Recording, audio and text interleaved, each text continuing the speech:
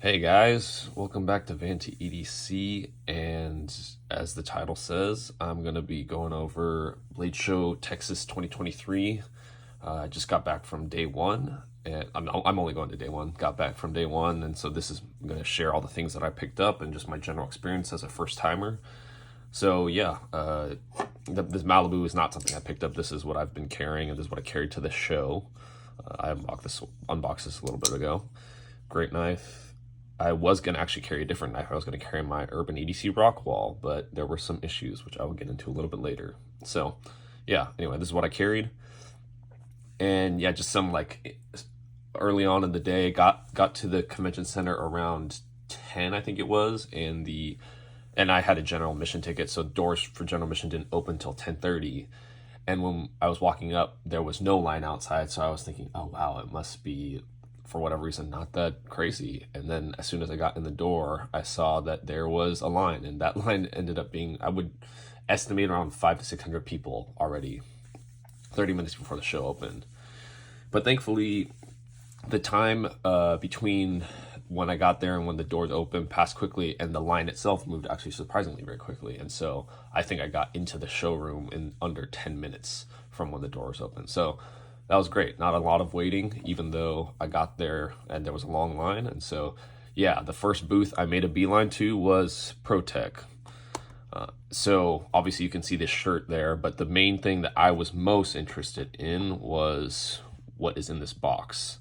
And if you've been following my channel and you know that I've been looking at button lock knives in particular, you might know what is in here. So we're going to get into this. So this is one of the exclusives for the show at Blade Show Texas that Pro-Tech announced beforehand via social media. So inside this box and all this packaging is their Mordax, the Ferrum Forge design. So this is one of 100, number 18 of 100, I should say. So they brought 100 of these to the show. They have this honeycomb pattern milling on these aluminum scales, and it has this mosaic, really cool mosaic brass pin. I think it's brass. And then this is a Magna Cut blade. Pardon the grease from the factory, but yeah, this is a Magna Cut blade.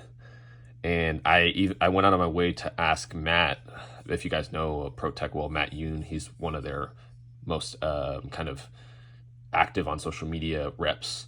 And he was great. Talked to him for a little bit. One thing I asked him was what was the Rockwall hardness on Magna Cut, because I know some people are very particular about the Rockwall hardness.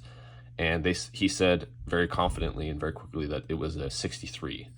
And so he was actually telling me some more about, like, every time they do heat treat, their heat treaters test like the samples that are on the borders, I guess, of the batch and in the middle, and they are always very consistent apparently. And so this is a Magna Cut Mordax in this great milling pattern. I definitely like the aesthetic of this. I mentioned in my Malibu video, I don't love the aesthetic of this texturing.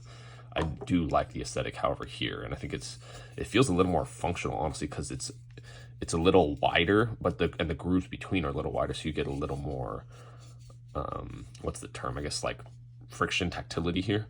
So yeah, definitely feel the button stick initially, but I'm pretty sure if my Malibu is any indication, this will break in decently well.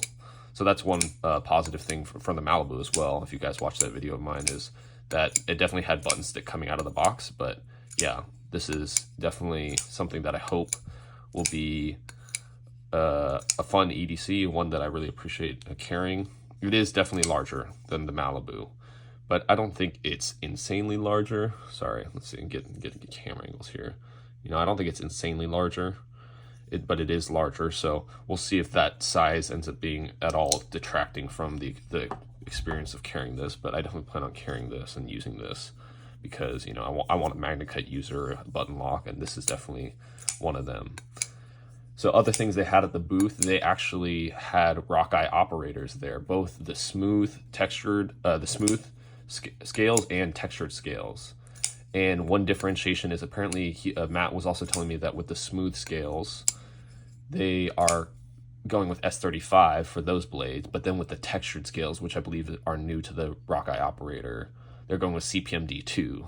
And I know somebody in one of my previous videos commented something about they were bummed that they were going to be doing the operator in CPMD2, but what Matt was telling me is that CPMD2 at a really high, or like I would say proper heat treat, it has just as good blade retention or edge retention and better toughness than S35 at S35's optimal heat treat. And he was saying that to get S35 at a higher hardness means it's I think it chips more or something like that. So he was saying the only downside to CPMD2 is that it's just very corrosion prone, and so that's why they DLC the blades. And so yeah, if you're interested in a Rockeye operator at some point coming out, it is going to be in CPMD2, but you know, don't confuse that with normal D2. It's very different apparently. So yeah, I'm not personally interested in the Rockeye, but it was cool that they had that. They also had like a Godfather operator, I believe. They had a Blade Show exclusive Malibu, but that was in green scale, so I wasn't super interested. They had some titanium Malibus, including I think like the blue textured contour titanium, and I think it was also like a bronze textured titanium. So they had those, and then if you've been paying attention to what the other things that Pro-Tech was exclusives were bringing to the show, that I was potentially going to get, but I ultimately decided not to, which maybe I'm regretting now, was a PT Plus. And so their PT Plus exclusive for the show was a DLC blade with a black textured aluminum scales, exactly the same texture as this, and with like an abalone inlay button, magna cut blade. And you know, that knife is the perfect size for my hand, like truly the perfect, both just on the handle and then choking up into the choil, which is like a good size. It's not too big, not too small. That's a perfect size for my hand. So I may end up getting a different variant, but we'll see. You know, like carrying autos, I just like that with button locks, I can easily close them one-handed versus autos. You can't do that as easily. So yeah, that was the reason I didn't go with it, and that was the first booth I went to, and didn't want to, you know, spend my budget right at the first booth. So I ended up getting the shirt and this Mordax, which I'm excited about. So you'll definitely be seeing reviews of this, initial impressions, and you know, like longer term reviews on this Mordax. So yeah, so that's that. Now the next booth that I ended up going straight to after Pro-Tech was Tactile. As you can, if you recognize Tactile's logo right there, this is a Tactile box. And if you're at all following Tactile's social media or anything like that, you know that this was going to be the show where they released the Maverick for the first time to the public. And I know there's a really long wait list. I do feel bad for anybody that's on that very long wait list, because I did not bother putting my name on that, and I was able to snag one.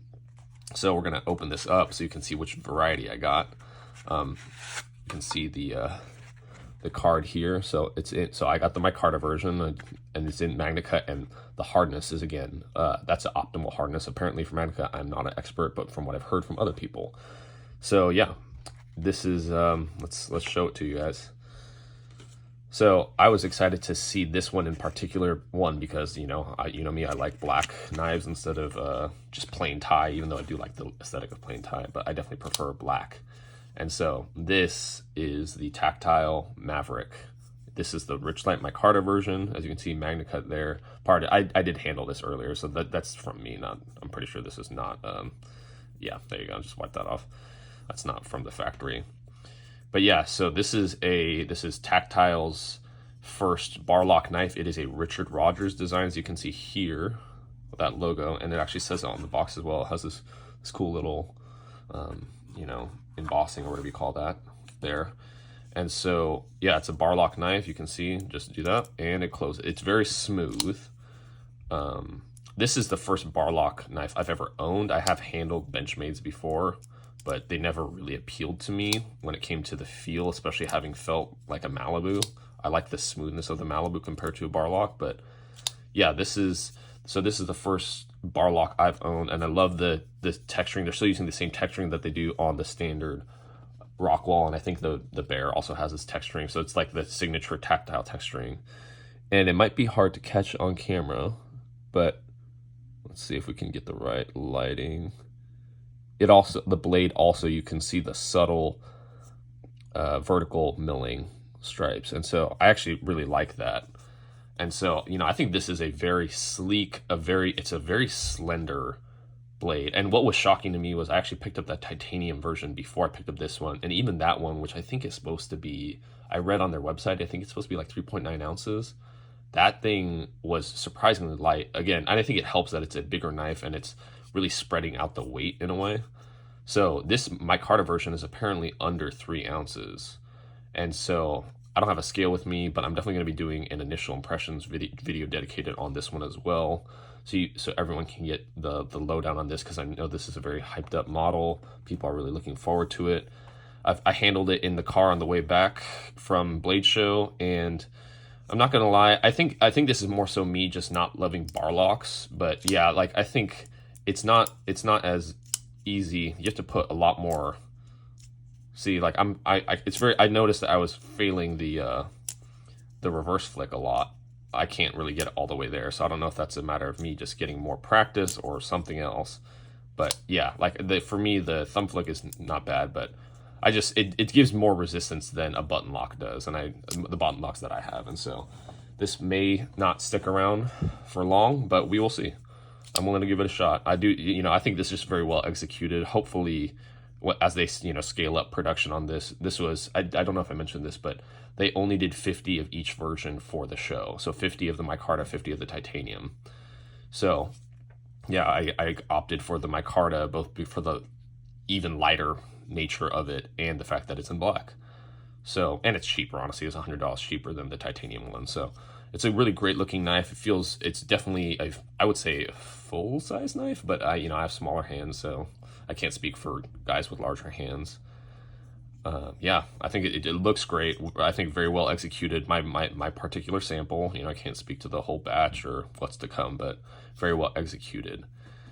Now, so this is what I picked up at Tactile, but I had some unfortunate business I also had to do at Tactile, because I mentioned earlier at the beginning that I was planning on carrying my Urban EDC Rockwall, the one with the Sagai head texture. And unfortunately, as I was sitting around and flicking it open and close yesterday, it's a knife that I've literally only carried out in public once, and I've never even cut anything with it. So it's not gone through any amount of real wear at all.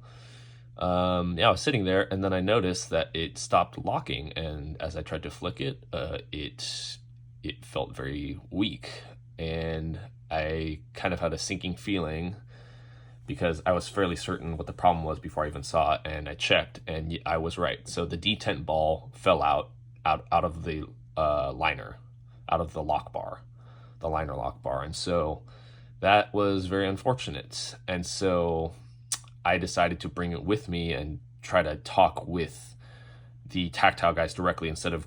I did send out like a message to Urban EDC, and they responded today, but thankfully I brought it straight to the Tactile booth, and they were immediately, willing to, field my request. And basically they just had me, like Michael Miller there, I think he's their social guy, one of the 6 guys listed here, right there, Michael Miller.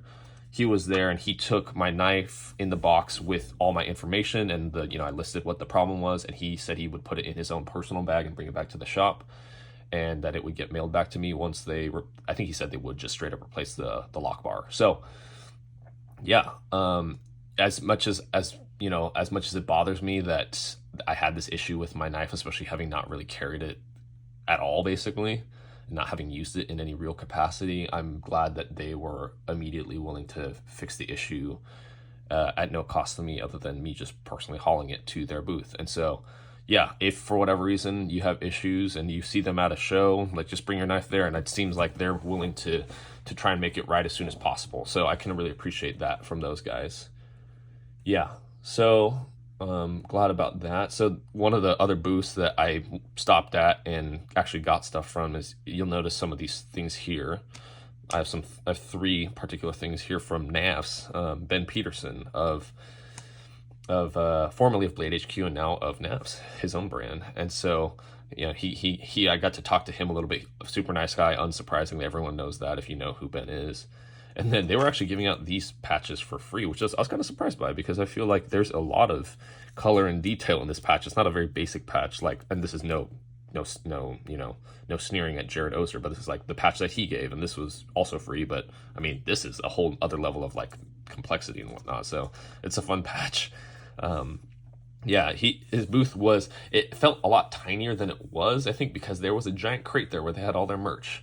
But it was cool because they had like a little display, and so that he had things like lander scales and whatnot. But yeah, one of the products that I ended up the product I ended up getting there is this, and apparently these just released yesterday.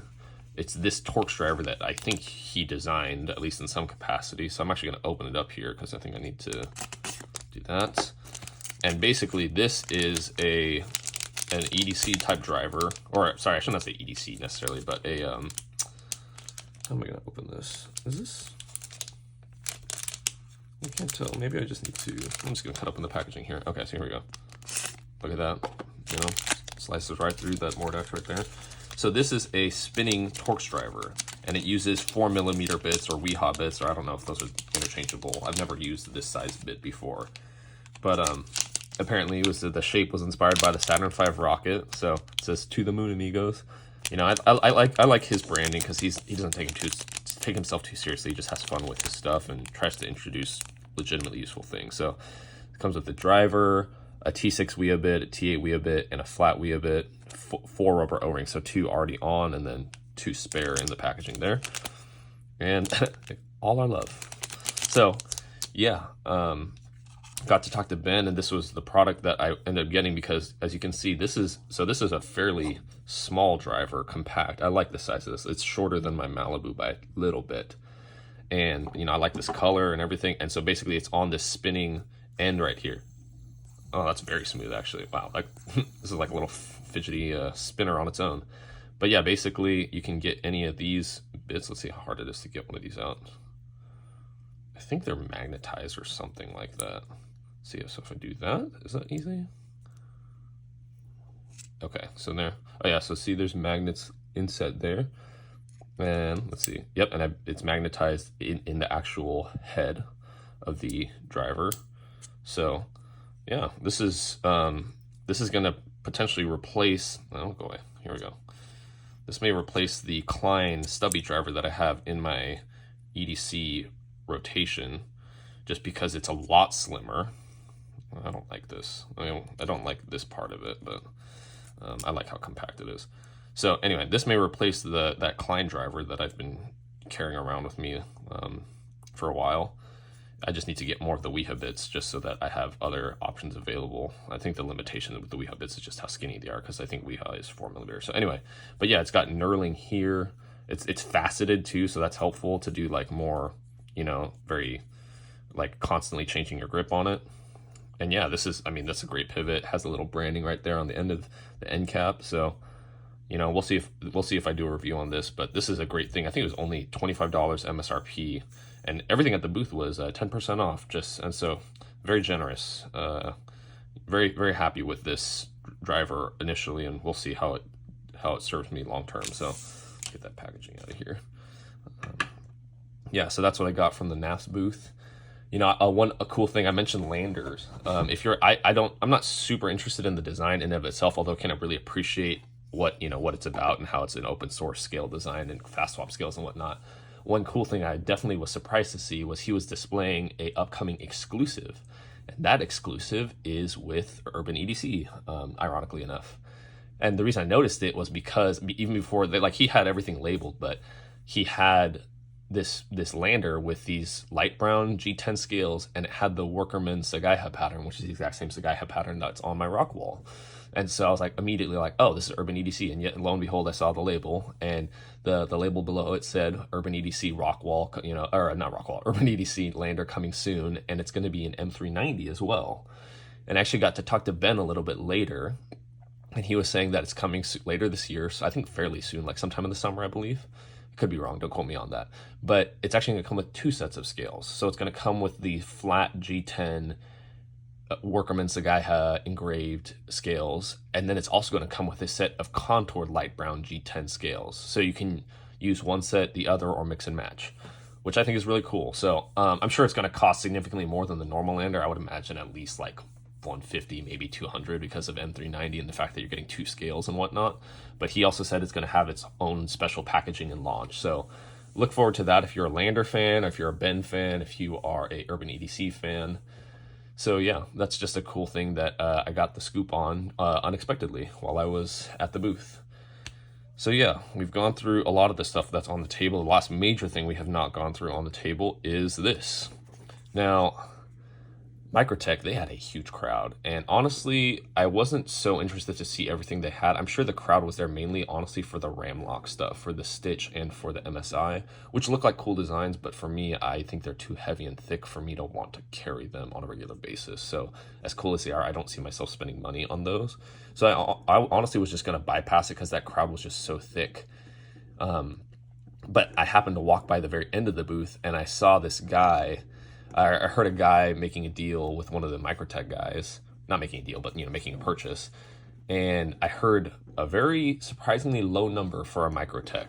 And so I had to get in, and I had to like find out what it was all about. And I saw these very apropos scales, or I guess this very apropos design for the show. And I don't know if you may have seen photos already on social media. I don't know how prominent they've advertised this, but this is an Ultratech, and you might start to see the beginnings of it. But this is a very Texas-y Ultratech. So this is, it seems this is a very well done, honestly, very well done, I guess, paint job. It's kind of got like almost like a distressed look, like a semi-distressed look. I'm assuming that's intentional. But yeah, it's, let's see, it says Blade Show Texas. This is my first time handling it myself, actually. I just bought it on the spot because of the price. It was made at birthday this month, March. Serial number 241, so they made a decent amount, it seems like. So this is a full-size Ultratech, and they had 2 blade varieties. I will show you this variety first. So, that's a nice finish. This is the apocalyptic finish. So this is a double edge, and you can see one side is a smooth edge, one side is fully serrated edge. So this is the apocalyptic finish. I can show you the end label, because the end labels on their boxes tell you stuff usually. Ultratech double edge, Blade Show Texas 2023, blah, blah, blah, blah. So this was an exclusive they brought to the show that I knew nothing about in advance, but I heard the price, and I had to jump on that. Now, I don't see myself EDCing something this gaudy, so this may end up being sold at some point, but it was just too good of a deal to pass up, and it's very appropriate for the show. I think it's a very it's kind of cool that they did something this thematically aligned with the fact that the show being in Texas. So I know that they've done Texas variants in the past. I don't think they've ever done something exactly like this, so it's kind of cool. So yeah, got this. I didn't really check out anything else at the Microtech booth. But yeah, so now I think that's basically all the things I picked up. I did get this free patch at Jared Ozer's booth. I didn't buy anything there, but he had some free patches, so I might have picked it up. But yeah, for me, I was excited to go to Blade Show because I've never seen a majority of these knives in person before. Never got to handle them before. A lot of vendors that I wanted to meet, a lot of makers, designers and such. And so, yeah, that was a great opportunity to do that. Some of the booths that I made a particular effort to visit was Arcane Design. I really like his aesthetic overall. I definitely want to get a Praetheon sometime in the near future and customize my own blackout version. He has cool things like there's swappable inlays and many different varieties of handle material and color. So looking forward to getting one of those at some point. He was also doing, I think, a 10% discount at the booth for, I don't know if it was everything, but at least for the Praetheon he was saying. He also had the Spacebar, which is his Pry driver multi-tool. And so that looks cool. And I think I asked him about, there's also a small inlay on that. And I think he said he's going to make swappable inlays for that too. So that'll be cool because there's a black one. So I'm definitely wanting to get one of those. He's definitely a designer that I think the uniqueness of his aesthetic is so is so distinct in the knife world that and it kind of appeals to me. Like I'm very much, as you can see, like I'm into like these slender knives, these knives with generally, actually, this is not a good representation necessarily, but like there's distinct lines and angles, but it's not all boxy. There's fluidity, but there is definition to the line. So I'm definitely into his aesthetic in a lot of ways. So yeah, I visited his booth. I didn't get anything there, but I talked to him. He's a cool guy. Stopped at the Notorious EDC booth, which was a brand that I'd heard of, but really didn't know what they specialized in. Turns out they're really big into the pouch and like the knuck scene, which two things that I am very unfamiliar with and uneducated on. But he actually had beer bombs available, which I went to his website, I think last night, it seemed like they're all sold out. So it seems like it's a hot drop kind of item. So if you ever go to a show, want to get one of those, you have a better chance of getting them there. He had a good variety there, excuse me. And he also had like a OD green and like a desert camo version of the All Good pouch, or the AGP, whatever his pouch is, which I wish he had a black one. I totally would have bought one if he had a black one, but he didn't. So that's unfortunate. Also had some Ranger eyes and other patches, stickers, whatnot. So he was a cool guy. Yeah, I stopped at We Civivi because I've been excited to see that they're coming out with a lot of new button locks. So I got my hands on the We Ziphius or Ziphius or however you pronounce that. And I think this was just an issue with the particular version or particular sample I was handed, but it did not want to close, and I'm just gonna chalk that up to just needing to break in from the factory. But it's a big knife. It's too big for me. It's bigger than this for sure. And so even though I love like the blade shape and the fact that it has a flipper and thumb studs, why can't more people do that on their button locks? I really, I just ultimately knew I can't justify spending that money because I'm not going to carry a knife that big. So yeah, anyway, but they also had like a Civivi Q-Sept, or it's some weird name, but it almost looks it's very similar to a CJRB Pyrite, and it even has like aluminum handles instead of steel handles. But anyway, that was pretty smooth as well, surprisingly. So if you're looking forward to budget or higher end Chinese production button locks, We is coming out with a good number of them. So I stopped at Artisan CJRB because I saw that they are going to be doing a reverse Tanto Pyrite. They're going to be doing some other designs. I think the what's his name, the Ray Laconico Echo, which is a custom knife. They're going to do a button lock version, a budget button lock version. Unfortunately, they said that the rep that had all those was not able to make it to the show, so that was a bummer. So basically, I didn't get to try anything new, but they had all the designs that they're most well known for. And this isn't any one booth. There's a few booths that had CRKs. I was really excited to be able to handle CRKs for the first time because Chris Reeve knives, that is. Never got to handle those before. So yeah, that was fun. It's just fun being able to see a lot of different makers and designs that I've seen many videos of and photos of and people talk about, but never get to get my hands on. And so it's just a cool environment. If you've never gone to a blade show or a knife show, I'm sure it's worth going to at least one for you. You decide if you like it or not.